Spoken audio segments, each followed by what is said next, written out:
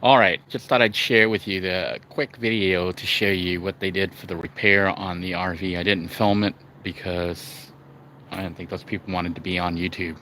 But anyhow, basically, I don't know if you saw the other day, my RV had been smashed by that tractor with the hoe, the digger thing, kind of like a bulldozer type thingy on it. Dude was driving it in the dark, moving stuff around, and he had this thing raised up, and he slammed into my RV using this digger thingy. So anyhow, they kept saying they were going to repair it the next day. They didn't repair it the next day, and it rained and all sorts of crazy stuff. But eventually, it got repaired. It got repaired yesterday. So it was 3 days later. The property owner ended up, I think he hired one of his friends or one of his regulars, who is actually a carpenter for the city, to come out and fix it. So what they did to fix it was they took a piece of metal that they cut, like in the shape of this bashed in area here. There was like a support beam that was broken inside. There's like some RVs have wooden subframes, structures. This one had metal, but it actually snapped and was broken here. So they didn't weld it. What they did was they took a piece of metal, and like sheet metal, and they cut it in a triangle to fit the spot here. Then I guess he screwed it in or riveted it or whatever. So it should be pretty strong, So they put a piece there like that, and then the front panel here was obviously all ripped apart, because it hit right here and it was all cracked and whatnot. So they went and they got a piece of panel from another RV and then just stuck it here. They didn't match it didn't match, but I guess they could have matched it, but they didn't match it. But it's all right. I don't care. It's good enough. main thing is if it doesn't leak, we're good. So they sealed it. They put goop to seal it. Then they put this panel on it. On top, they didn't cut the old one. They put it on top, so it's like double layer. And then they put all sorts of sealant here. So it had been raining the last couple days. The property owner asked me to remove the tarp, that was on it. I had a tarp on it to keep the rain from coming in, but it needs to get hit by the sun to get cured. So they also put this metal flashing thingy corner piece where I had tape, because the RV is like delaminating, which is bad. If you're gonna buy a used RV, look for that. If it had any leaks, don't get it, unless you're planning on literally ripping the entire wall off and putting up your own new wall. These RVs, looking at mine and then looking at all these beat up ones, I get to see how bad they really are, how poorly built they are. Once water gets inside the walls, it delaminates. That means the covering that they have on the outside here, and the wood, which isn't really wood, it's like a thin little, flimsy little crap that they use. This is like how flimsy this stuff is. It's this material. Flimsy little cheap crap. That's what they use on the inside of the RV. It delaminates and it separates and it starts to puff out, and then you got issues. So if you're gonna buy an RV that you're planning on taking on the road, even living in and stuff, and you can find one that has delaminated, it's not worth buying unless you get it like for really cheap or free. I got this one for like $1,200. And I did fix it up so it looks pretty nice inside. I'm not going to show it right now because it's a mess, but I'll show it when it's a little bit cleaner. But with it being delaminating, it's kind of fairly unsafe to drive, because the wall panel could fly off while you're driving. I mean, it looks okay inside. You can't, and there's no leaks or anything, but because it's not glued in place anymore, it could fly out. You could fix it by putting beams across and doing all sorts of weird stuff, but then your RV looks kind of weird. But if you're just going to live in it, like I was giving a point on that the other day, that if you find a cheap RV you could buy or get it for free, you can live in these things. Like, don't treat it like an RV, but treat it like a tiny house on wheels. The key is having land or a landlord somewhere that will let you park, and hook up electricity and water, and then maybe you know, sewage, and then you can live in it like a house. So this thing's like a 2-bedroom house, 2 or 3 bedroom house that I'm living in. And you know, with the repair they did here, hopefully it doesn't leak, and hopefully the sun stays out long enough for this stuff to dry, to set, so it'll dry, and then I'll be okay. You know, I would have preferred that they didn't hit it, but it looks like they did okay fixing it. We'll see when it rains.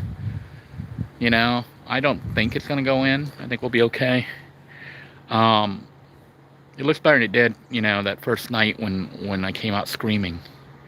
Hey George, I don't know if you've been getting my text messages or whatever from Facebook. I've been sending you links for RVs that are for sale and stuff, you know, that look like they're in halfway decent shape.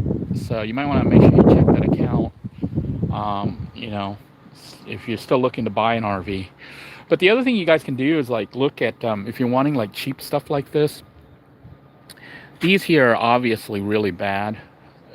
Some of them were actually not that bad until they got towed here, but because they started to get demolished. And I guess they put all the fishing pole stuff here. But basically, if you look around on Facebook Marketplace or Craigslist, a lot of times you'll see that people are getting rid of RVs. And they're either selling them really cheap or they are giving them away. And if you have a friend with a land that will let you park it, you know, nearby, you could have it towed there, pay for the towing, and they basically tow your tiny house there.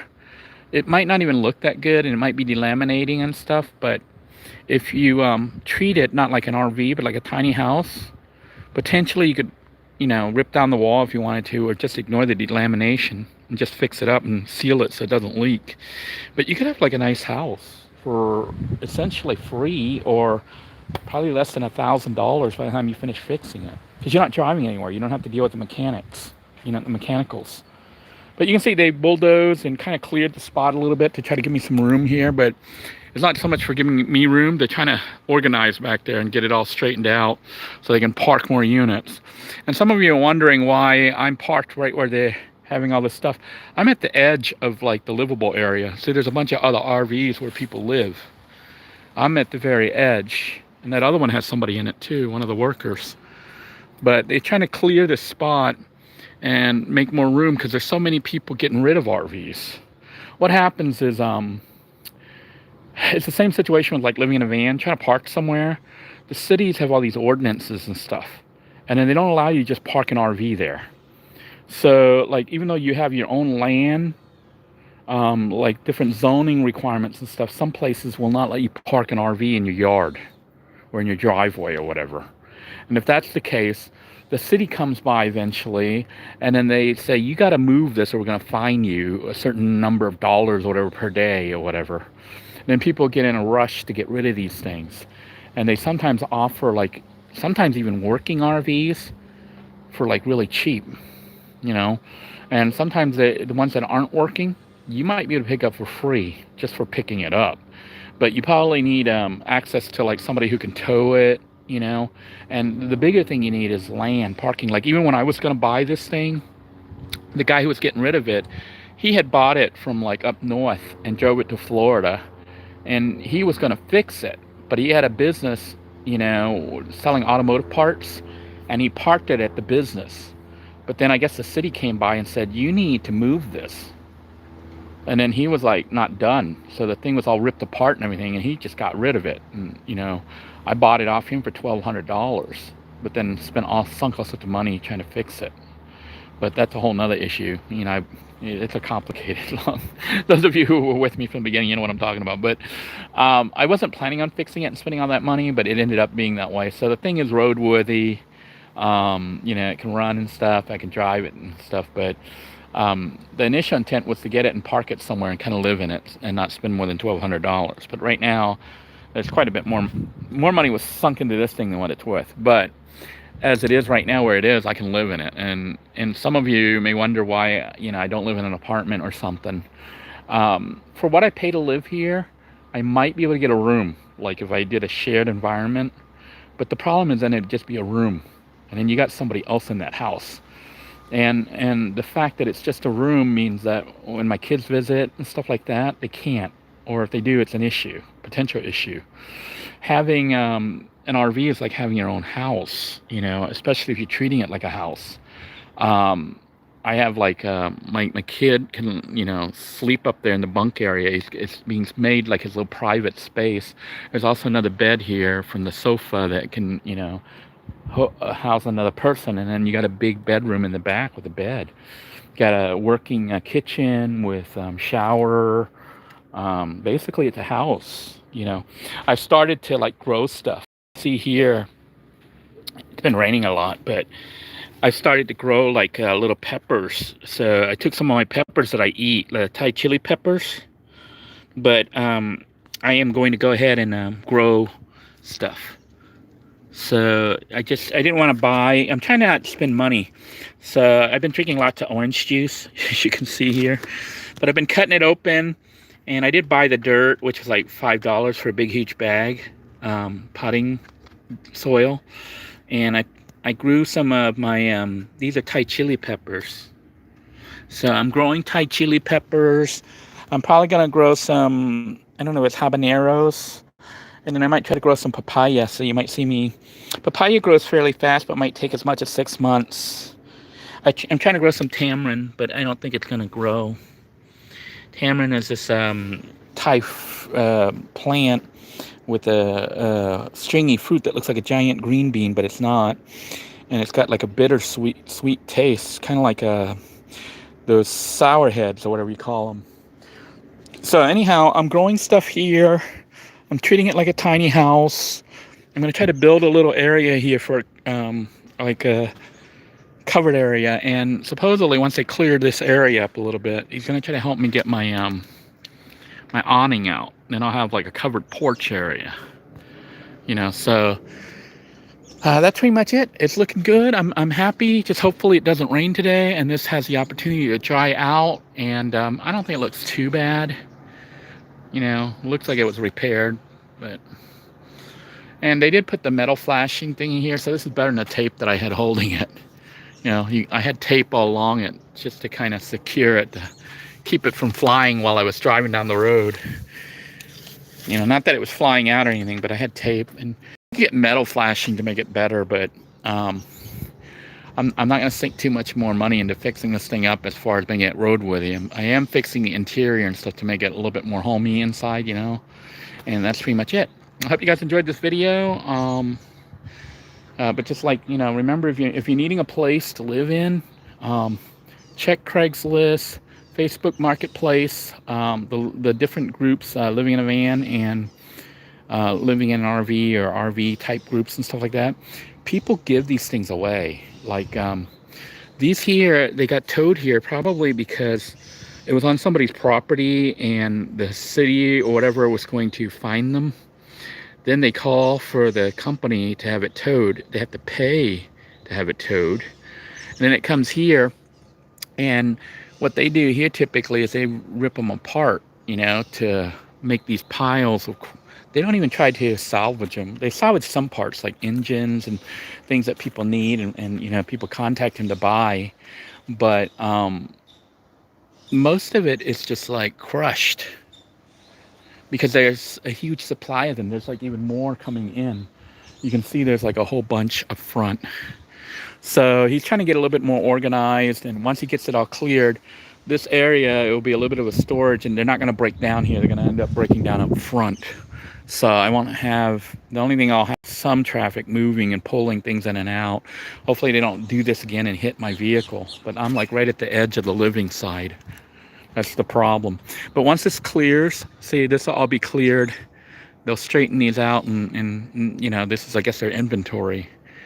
And basically, that's what it's going to be like. So hopefully they'll keep this area here, at least in front of my area, with the awning and everything out. Hopefully they'll be able to keep it clear of traffic and stuff, because then I can have a little porch out here and grow my plants and chill out here. I might even, I'm considering potentially getting a clothes washing machine, and I can do laundry here instead of going to the laundromat. But I do have actually one of those small little laundry things that I'll be reviewing just to show you how they work or don't work. By the way, I'll give you a little preview. I had bought a portable shower unit the other day and had shown it. And I actually got it and tested it and stuff. And I'm going to tell you, don't buy that unit. But I'll make a video on that and show you why you should not buy it. Because the thing's like dead already. It worked once and that was it. For like 35, 40 bucks, well, that's not worth it. I don't know if I got a defective one or if they're all just poorly constructed. But yeah, the thing won't hold a charge anymore. It charged once, I used it, it worked somewhat, and I'll do a full review here in another video coming up here soon. But don't buy that portable shower unit I showed off the other day. It's a waste of your money. Somebody's asking, what's behind on the other side of your RV? Well, behind me, that's an RV that one of the workers lives in. And then there's like a bunch of other RVs here where people live. See, it's like a little living area. People live here. So those are all like habited. I'm like at the edge. So they got this side in the back. There's even like a little gazebo thing he set up for people. But there's that one right there has somebody living in it. There's like the front has people living in it. So there's like quite a few people living here. But so they're like, this is a common area that people can use. They got like a little, see, like back there's like a little courtyard, and then there's like, originally they were going to park me back there where, I don't know if you can see that unit that's parked right there. They were going to put me right there, but then they couldn't get me in because of the trees. So originally he was going to give me a better spot, like back there, right at the edge of the property by the fence. Right there where that white one is. That one was actually one of the workers, and he was parked out here on the edge. So he was having the workers stay in the kind of bad spots. You know, his workers that work here. So they're in their RVs, like living on the edge. And he was going to put me here with the other paying people. But when they tried to take my RV through those trees back there, they couldn't do it. So, you know, they swapped and put the worker there in that slot. You can see that's one of those, what do they call those, gooseneck thingies? But look what he did, because he's treating it like a house. So he built himself a little base on it, and that's probably storage. It's like a little shed. So, you know, even if you don't have a truck or something, if you can find one of those, I see these all the time. I don't know what they call it. They're like the kind with the truck that has the hitch on it. It's like a gooseneck. So if you get one of these things, which I see people giving away or selling for like a couple $100s, and some of them are in really nice shape, you could have it towed to where you're going to park it and plop it down, and you have a house. Because RVs have like plumbing, you know, they have sewage, they have electric, they have all sorts of stuff. This one's actually able to be off grid, you know, mine, because it's got like 1,000 watts of solar panel on it. But where I am right now, I don't know if you can hear the air conditioning. I'm hooked up to city power and water and stuff. So it's not like the most ideal. I still don't have hot water. Things aren't still fully working, but this beats trying to survive in the van right now during COVID, especially during the winter, you know. So I've been like probably the most stable I've been in the last 6 years, 5 years, 6 years. Well, other than the time I was at Walter's house. Walter's house was semi-stable, but you know, that was only like for about a year. This is like indefinitely, you know. I can stay here as long as something weird happens indefinitely. And I'm actually working now, so I'm able to I'm at the point where I'm actually saving money and trying to make more money and trying to plan for the future. So it took a long time to get to this stage, but things are starting to stabilize, you know. And I just pray that nothing weird happens and that everything just continues, you know. Like even this was one of the weird things that I pray don't keep happening.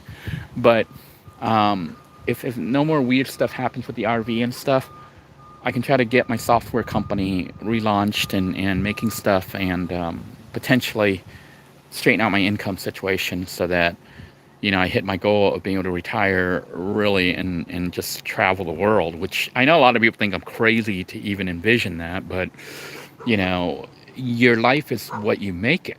And Even though it looks really bad right now, it just really isn't bad. If you saw what it was like a year ago or 2 years ago, then you kind of saw how bad it was, really. And right now, it's actually very good. I have a nice, comfortable bed with a mattress. I have air conditioning. When I need heat, I have electric, heat that I can run my space heater. I cook my food. I have refrigeration. I have clean water. I don't have to go to Planet Fitness to shower. I cut back on expenses, And the fact that the RV is off the road, some people were asking about insurance and stuff. I actually dropped insurance on it because I canceled the insurance on it because it's parked here as a house. So no point in paying thousands of dollars or hundreds of dollars in insurance. In my case, it was like about $1,000, about $800 to $1,000 a year to cover the RV, as an RV. But it's not with it, if you're parked. I'm treating it like a house, so it's just sitting here. Now, if it gets destroyed in a hurricane or whatever, I lose my home. But oh well, meanwhile, I'm saving that money and I'm using it to live off, as well as try to invest and figure out what I'm going to do here to get myself situated within the next year. I'm hoping within 1 or 2 years I will totally can kind of like be not homeless anymore. Even though like right now I'm just sort of semi-homeless. Officially I'm still homeless, but I'm not on the street. I'm actually in an RV. So anyhow, I'm going to go ahead and sign out. I want to thank people like Timothy. Timothy, I don't know if you know, he, right here, MoBang for your bucks, was one of the people who helped me to get this far. Him, Connie, and a whole bunch of other people. It was that last boost where I actually, people said, set up a GoFundMe, and I didn't want to, but then people said, go ahead and do it. And I went ahead and did it. And people put some money in towards me getting, trying to get a new van or something to live in. And then this RV popped up, for $1,200, and I decided to go for it. And it ended up being more expensive than $1,200, but that's a whole nother story. But long story short, the people who helped me get the RV or saw that I got the RV wanted to make sure that I didn't lose the RV. So because they knew that the RV is like a game changer. It changes you from constantly, if you've ever had to full-time live in a car or a van, constantly trying to find a place to park, dealing with the police all the time, potentially bad people trying to attack you because you're in your vehicle or whatever, and just weird stuff. Having an RV at a place where you can park and have some stability is a huge difference. Like, when I first started my job, I was still living in my van, and I was working as a temp. So it was kind of difficult. And you guys saw me. Even then, I tried to stabilize by living in the compound. I was out in the woods, and I built my own little hut out there to try to give myself some sense of stability and a home base in the event that I didn't have work. I would have at least a shelter, and it wasn't in a car where I had to hide constantly, even though I still had to hide in the compound, but that's a whole nother story. But having an RV gives you like a home. When you go inside, things look like the way they're supposed to. The bedroom's where it is, the living room's where it is. I have like TV, I have internet somewhat. I have internet from here, so I'm streaming on their internet right now. So it's, sometimes it's spotty and not that good, but the RV park here where I am, the internet here, because there's fewer people, is better than when I was at another one where it was really bad. We were sharing it with like 100 people. Here I'm only sharing it with like maybe 15 to 20 others, or less. So, yeah, Steven says I'm houseless, not homeless. So my next step is to try to acquire a house, and I'm trying to figure out a way to do it with low budget, and still trying to figure out what's going to happen in the overall scheme of things. But it's looking like I may have to retire in the United States instead of Thailand, and then maybe live in Thailand part-time, because of it has to do with immigration and a whole bunch of other weird stuff dealing with being married to a foreigner and someone who's not Thai. So I'm still trying to work all that out. Meanwhile, I'm just taking it one day at a time and trying to maintain my job, maintain this residence here. It's critical that I keep this spot because I can afford it, and it has electricity and water and sewage. and it's near my job. Some people say, you know, you could get a better parking spot for cheaper somewhere else. Yeah, I could, but then I don't have my job. Then I can't even pay for the parking. So here, at least I can afford to pay for this, and I have a little bit of money left over, so I can actually start to save. And it's important to be able to save, because you got to have that buffer. And also, saving will allow me to potentially buy land. You know, I'm looking at between land and a house. And land, believe it or not, is potentially available, but the issue with land is zoning. Once again, you got all these issues with the rules and regulations. You could buy really nice land, park this RV there, and then the city comes and says, we're going to fine you every day you don't move this. And then your RV ends up like one of these. You understand? These are RVs that somebody had parked somewhere, and the city or whatever said, you need to move this. Or, you know, they were in a wreck or whatever. But this is a scrapyard. And these are RVs that got abandoned. But not only that, RVs, they only have a limited life. They're built really like crap, man. You know, if I was getting a junky RV and I had a place to stay and I had time, I would take the RV and I would rip every single, like Timothy suggested when I first got my RV, they would say, rip apart all the walls and then build your own. Like if you were buying an RV, if I was getting an RV to live somewhere, all I would really need is the RV framing and the plumbing and the electricals and stuff. It's already wired. But I would rip apart every single wall and put up real walls. And, you know, with real wood and stuff. And it would weigh more, but you're not driving it anywhere. You might tow it once to park it, but you're not driving it. You're parking it to live in. Then you could have a nice house, basically. You know, but having lived in the RV and stuff, I've learned a little bit about plumbing. I've learned a little bit about electrical work, how systems work, you know. By the way, those that doubted me about repairing the leaky RV roof with the elastomeric paint, it's been working. So if you have an RV with a leaky roof, you can get that elastomeric paint. It's like a rubberized white paint. And see, a lot of times it's hard to track where the leak is. What I did was I poured the paint. I looked at, you know, water flows, gravity will pull it towards the hole. So I poured the elastomeric paint on the roof, and it flowed down into the hole where the leak was and sealed it. So I might do that again once a year or two. You know, it's been a year already, I think, almost. But I might do it again next year just to be safe. But it's like $22 for the cheap one at Walmart. So for like $22, you can repair a leaky roof. It's not the best repair, okay? Best repair is rip apart the whole damn roof, redo the whole thing. But, you know, I don't have the time or the money and the inclination to do that. This is a temporary structure. This is just for living in while I'm trying to recover right now. I'll get a better house, okay? This is not my permanent house. This is temporary. It's allowing me to reset my life, you know? And it doesn't leak anymore. I know how to repair it, and I don't have to spend a lot of money. This is not the most perfect repair job, but it's good enough, you know. And I think if you have that attitude of good enough, Uncle Nene says, put tall orange cones around your RV and so lights so that won't happen again at night.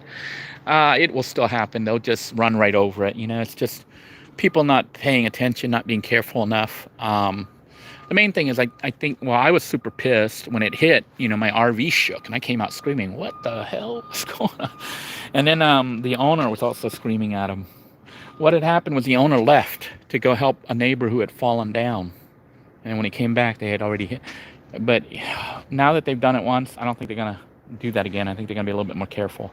And I think he's trying to clear, like, you know, more of an open area here away from my RV.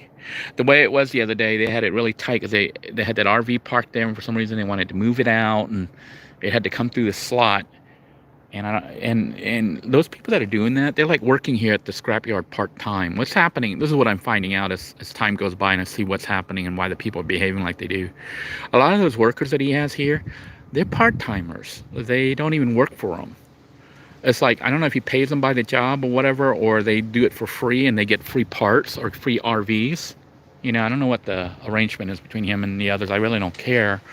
But they apparently have other jobs. So they work their job during the daytime, then after they get off work, because I'm like, why did they keep doing this shit in the evening? They would start at about 4 or 5 p.m. and then work till like 7 or 8 or 9 sometimes at night. It's like dark. It's winter here in Florida right now, and it gets dark by 6:30, 7 o'clock. But they would work till 7 or 8 or 9 o'clock at night, moving stuff. And I'm like, why are they working at night? Well, they're working at night because they have a day job. And then when they hit my RV, they said they were going to repair it the next day. Then they just took off. And of course, the owner was calling and screaming for them to come back to fix it, and they didn't do it. So, you know, the fact that he didn't fire them or anything means they're not really his employees. They're just, I don't know if he's paying for part-time or they're doing it and he's giving them parts and things like that. You know, people do all sorts of bartering and stuff. I don't know. All I know is it got fixed.